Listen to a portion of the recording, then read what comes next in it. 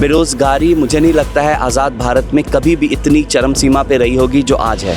आज हमारा राज्य देश के सबसे पिछड़े राज्यों में सबसे पिछड़ा राज्य कहलाता है। हम लोग देश में लेबर फैक्ट्री के नाम से जाने जाते हैं। आए दिन लोगों की जान जा रही है बदइंतज़ामी की वजह से, दवाई की कमी की वजह से, डॉक्टरों की कमी की वजह से और बेसिक सुविधाओं के अभाव की वजह से। लोग ये सवाल कर रहे हैं कि आपके पास अच्छी शिक्षा है, सम्मान है, संपन्नता है और आप एक मेडिकल कॉलेज के जो है डायरेक्टर भी हैं, पढ़ाई लिखाई लंदन से हुई है, तो ऐसे में आप हर मोर्चे पर सफल हैं। तो ऐसी क्या वजह रही जो राजनीति जैसे चुनौती भरे रास्तों को आपने चुना? नहीं, आपने पूछा ऐसा क्यों, मैं कहूँगा क्यों नहीं। बिहार नाउ लाइव में आप सभी का स्वागत है। मैं हूं मोहम्मद उसामा। बिहार में सियासी गर्मी जो है वो चरम पर है, क्योंकि पहले चरण का मतदान जो है 6 नवंबर को होने हैं और दूसरा चरण जो है 11 नवंबर को होगा। ऐसे में चुनाव को लेकर के जो है तैयारी ज़ोरों शोरों से चल रही है और हमारा चुनावी सफ़र जो है लगातार जारी है और हमारा कारवां जो है मधुबनी ज़िले के बिस्फी विधानसभा क्षेत्र में पहुँच चुका है। हमारे साथ बात करने के लिए आरजेडी के युवा प्रत्याशी आसिफ अहमद साहब हैं, जो कि बिस्फी से जो है चुनाव लड़ रहे हैं आरजेडी के टिकट पर और इनकी चर्चा जो है इस बार खूब हो रही है। वजह है कि युवा प्रत्याशी हैं और साथ ही लंदन से पढ़ाई लिखाई करके जो है आए हैं। और एक बात और बता दें कि इनके वालिद साहब जो हैं वो आरजेडी से यहाँ 10 साल विधायक रह चुके हैं इसी क्षेत्र में और अभी मौजूदा जो है राज्यसभा सांसद हैं। तो हम उनसे बात करेंगे और जानेंगे कि उनके विज़न क्या है, मुद्दे क्या होने वाले हैं और उनकी स्ट्रैटेजी क्या है। सबसे पहले थोड़ा पीछे हो जाइए। सबसे पहले आपका स्वागत है मेरे चैनल में। बहुत बहुत धन्यवाद आपका। सर, आप डोर टू डोर जा रहे हैं तो जनता का कैसा रिस्पांस मिल रहा है? देखिए, डोर टू डोर जाने का काम हमने पिछले 3 साल पहले शुरू किया, जनसंपर्क का कार्यक्रम, और लगातार हम लोगों के बीच जा रहे हैं। 3 सालों से उनकी कठिनाइयों को समझ रहे हैं और उसका हल निकालने पे हमने काम किया है पिछले 3 सालों में, जिसका नतीजा है कि आज लोगों का समर्थन हमें, हमारी पार्टी को, हमारे गठबंधन को मिल रहा है। लोग ये सवाल कर रहे हैं कि आपके पास अच्छी शिक्षा है, सम्मान है, संपन्नता है और आप एक मेडिकल कॉलेज के जो है डायरेक्टर भी हैं, पढ़ाई लिखाई लंदन से हुई है, तो ऐसे में आप हर मोर्चे पर सफल हैं। तो ऐसी क्या वजह रही जो राजनीति जैसे चुनौती भरे रास्तों को आपने चुना? नहीं, आपने पूछा ऐसा क्यों, मैं कहूँगा क्यों नहीं।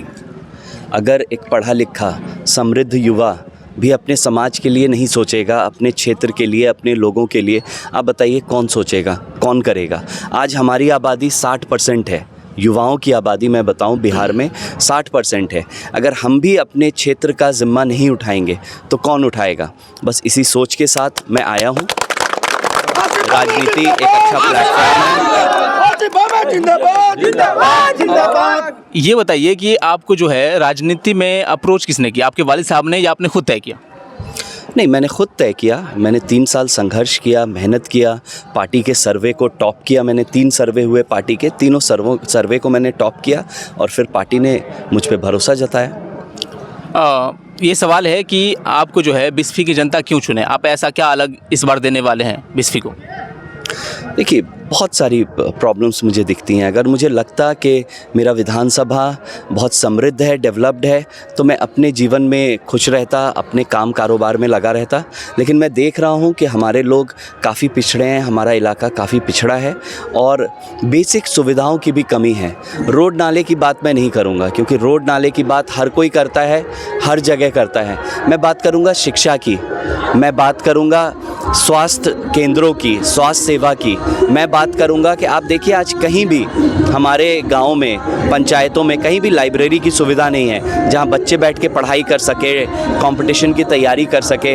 आप स्वास्थ्य उपकेंद्रों की हालत देखिए, आए दिन लोगों की जान जा रही है बदइंतज़ामी की वजह से, दवाई की कमी की वजह से, डॉक्टरों की कमी की वजह से और बेसिक सुविधाओं के अभाव की वजह से। तो इस पे काम करने की बहुत आवश्यकता है। आप देखिए, आज बेरोज़गारी कितनी है युवाओं में। बेरोज़गारी मुझे नहीं लगता है आज़ाद भारत में कभी भी इतनी चरम सीमा पे रही होगी जो आज है। तो हमारे नेता तेजस्वी जी ने भी घोषणा की है कि हर घर में एक सरकारी नौकरी देंगे और मुझे लगता है इससे परिवारों को गरीबी से निकालने में बहुत मदद मिलेगी। विपक्ष आरोप लगा रहा है कि हर घर में सरकारी नौकरी संभव ही नहीं है, क्योंकि आबादी जो है बिहार की 13 करोड़ है और ऐसे में अंदाज़ा मतलब आंकड़ा अगर दिया जाए तो 1 से 2 करोड़ है। तो ये सरकारी नौकरी कैसे संभव है? देखिए, पिछली बार जब 2020 का चुनाव आप याद करें, तेजस्वी यादव जी ने 10 लाख नौकरी की बात की थी। तब भी विपक्षी पार्टी ने, नेताओं ने तब भी यही कहा था कि इतनी नौकरियां कहाँ से ला के दोगे। कुछ लोगों ने तो उनके पिता पर भी अभद्र टिप्पणी कर दी कि बाप के घर से ला के दोगे, लेकिन उन्होंने 17 महीने के कार्यकाल में 5 लाख नौकरी दे के दिखाया। तो आज का युवा जो कहता है करके दिखाता है। और अगर तेजस्वी यादव जी ये घोषणा की है उन्होंने कि हर घर एक सरकारी नौकरी देंगे, तो मुझे पूरा यकीन है और बिहार के युवाओं को भी पूरा यकीन है कि वो अपनी बात पे खरे उतरेंगे। अच्छा, एक सवाल थोड़ा हटके कि आपसे तेजस्वी जी से कई बार मुलाकात हुई होगी, तो उनकी सोच में और आपकी सोच में कोई फ़र्क है या सेम है?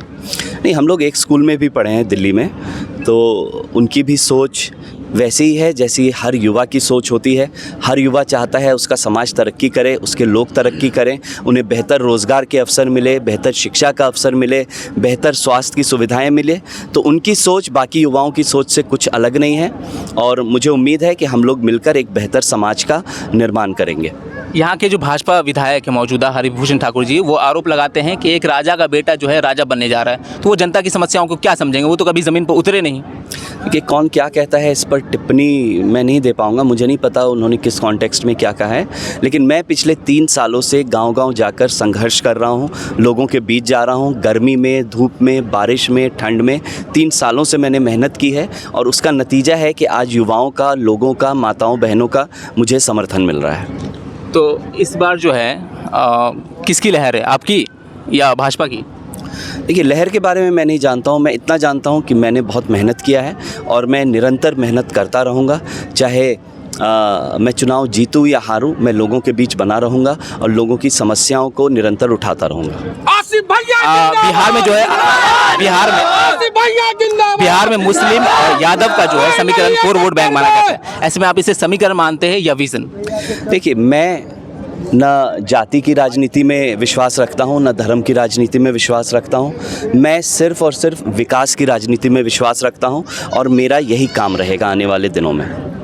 कहते हैं कि बिहार में जो है जाति की राजनीति हावी है, तो क्या इससे विकास जो है कहीं ना कहीं दूर रही है? बिल्कुल रही है। आप देख लें, आज हमारा राज्य देश के सबसे पिछड़े राज्यों में, सबसे पिछड़े क्या, सबसे पिछड़ा राज्य कहलाता है। हम लोग देश में लेबर फैक्ट्री के नाम से जाने जाते हैं। तो ये सब बदलने की ज़रूरत है और कहीं ना कहीं युवाओं के हाथ में कमान आएगी तो नए सिरे से, नए तरीके से काम होगा और विकास की गति को बहुत तेज़ी मिलेगी। माइग्रेशन बढ़ता जा रहा है, मतलब पलायन को लेकर के। ऐसे में बिस्फी के युवाओं के लिए आप क्या करने वाले ताकि वो शहर से जो है बिस्फी वापस आ सके? देखिए, कई तरीके हैं रोज़गार के अवसर पैदा करने के। एक बहुत सिंपल सा, बेसिक सा तरीका है कि आप इंडस्ट्री सेटअप करिए स्टेट में, उससे बाहर से फंड का इनफ्लो होगा, नौकरियां जनरेट होंगी, युवाओं को नौकरी मिलेगी। और दूसरा तरीका है कि हम CD रेशियो बढ़ाएं। आप लोग जानते होंगे CD रेशियो क्या होता है, मैंने भी बिजनेस मैनेजमेंट की पढ़ाई की है। क्रेडिट डिपॉजिट रेशियो, मैं समझाऊंगा तो थोड़ा लंबा हो जाएगा। CD रेशियो, CD रेशियो इस तरह से समझाएं ताकि आम लोगों को भी समझ में आ जाए, मतलब आसानी से। देखिए, अगर हम लोग बैंक में 100 रुपया जमा करते हैं तो बैंक उस पैसे को वापस लोन के तौर पर हमें देता है।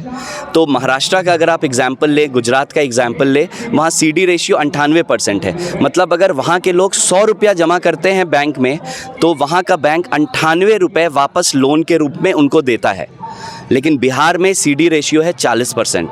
मतलब अगर हम आप 100 रुपया जमा कर रहे हैं बैंक में तो सिर्फ 40 रुपया हमें मिल रहा है लोन के रूप में, 60 रुपया ये बैंक दूसरे राज्यों में हमारा पैसा ले जा रहा है। तो ये बहुत दुर्भाग्य है हमारा कि ऐसा हो रहा है। अगर हम CD रेशियो में, जानता हूँ हम 98 नहीं कर सकते फ़ौरन, लेकिन अगर सरकार पहल करे तो इसे 55-60% ले जाया जा सकता है, जिससे 2-2.5 लाख करोड़ रुपए एक्स्ट्रा आएंगे, जिससे लोगों को कारोबार शुरू करने के लिए लोन उपलब्ध कराया जा सकता है, जिससे बहुत नौकरियां जनरेट हो सकती हैं। बहुत तरीके हैं, तरीकों की कमी नहीं है, इंटेंशन होना चाहिए।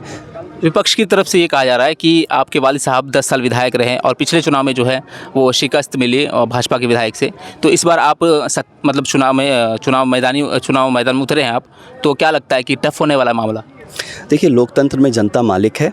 हम संघर्ष कर सकते हैं, मेहनत कर सकते हैं और जो जनता का फैसला हो हम सर झुकाकर उसे मानेंगे। बहुत बहुत धन्यवाद। बस एक सवाल छोटा सा, 3 काम ऐसे बता दिए जो आप चुनाव जीतेंगे तो वो आपके लिए, बिस्फी के लिए वो प्राथमिक होंगे। 3 तो आपने बहुत कम गिना दिया, लिस्ट बहुत लंबी है। सबसे बेसिक है स्कूलों की हालत सुधारना, फिर है स्वास्थ्य उपकेंद्रों की हालत सुधारना, रोज़गार के अवसर पैदा करना। आप देखिए आज कहीं प्लेग्राउंड नहीं है, तो मेरी कोशिश रहेगी कहीं ना कहीं एक प्लेग्राउंड का इंतज़ाम करना। शुरू हम प्रखंड लेवल से ही करें कि एक प्रखंड में कम से कम एक प्लेग्राउंड भी बनाएं। मैं स्टेडियम की बात नहीं कर रहा हूँ, प्लेग्राउंड। मैंने देखा है बच्चे खेतों में खेलते हैं क्रिकेट टूर्नामेंट्स, है ना।